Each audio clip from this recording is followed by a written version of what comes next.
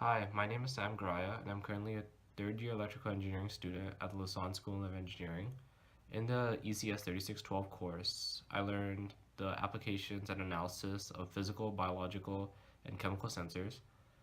In addition to learning the basics of measurement tools, errors, and instruments, this course provided a good way of applying what we learned into real-world applications like we are in this project. Hi, my name is Brandon Loy. I'm a third-year electrical engineering student at Lassonde School of Engineering, York University.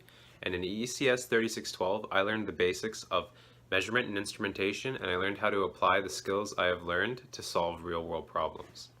The goal of this project is to detect nanoparticles passing through a blood-brain barrier. And we're going to do this by sensing small changes in capacitance.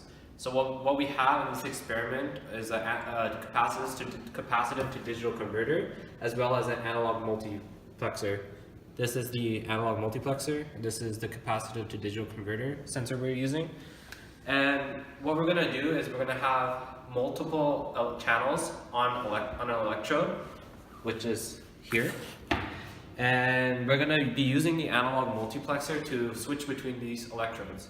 And what we're going to do is we're going to add different solutions like distilled water, ethyl alcohol, and saline to see how the dielectric of these solutions affects the capacitive being measured by the capacitive to digital converter. Here's an overview of the system that we used to develop the multi-channel capacitance sensor. On the right, you can see the 807745 capacitance to digital converter. It uses an excitation signal and measures the response of the capacitance on its input 1. It has a 4 femtofarad resolution and a 17 picofarad dynamic range. It communicates the data over an I2C interface to a PIC microcontroller. The details of the PIC microcontroller were not available to us during implementation. Here's an image of the 807745 capacitance to digital converter provided to us by the UR-BioSA laboratory.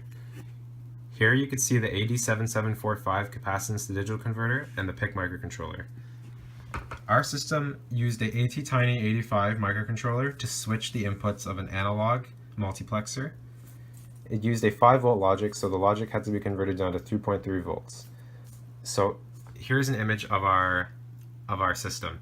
Here's the analog multiplexer, here's the ATtiny microcontroller. This button is used for selecting between the different input channels, and these are the power rails. Now, a problem with this implementation is that it involves a lot of overcrossing wires. These wires introduce a lot of parasitic capacitance into the system. In a final implementation, this system would all be implemented on one PCB in order to reduce the parasitic capacitance. These capacitors were connected to the power rails of the switching system in order to reduce the noise on the analog multiplexer output.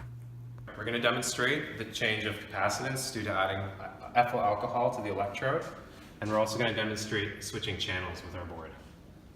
Yep. All right, so we're going to start.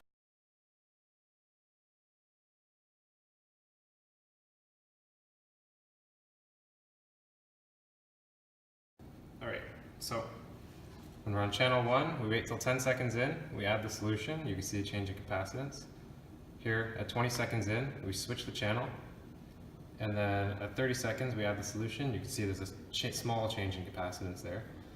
For channel 3, when we switch to channel 3, the capacitance drops.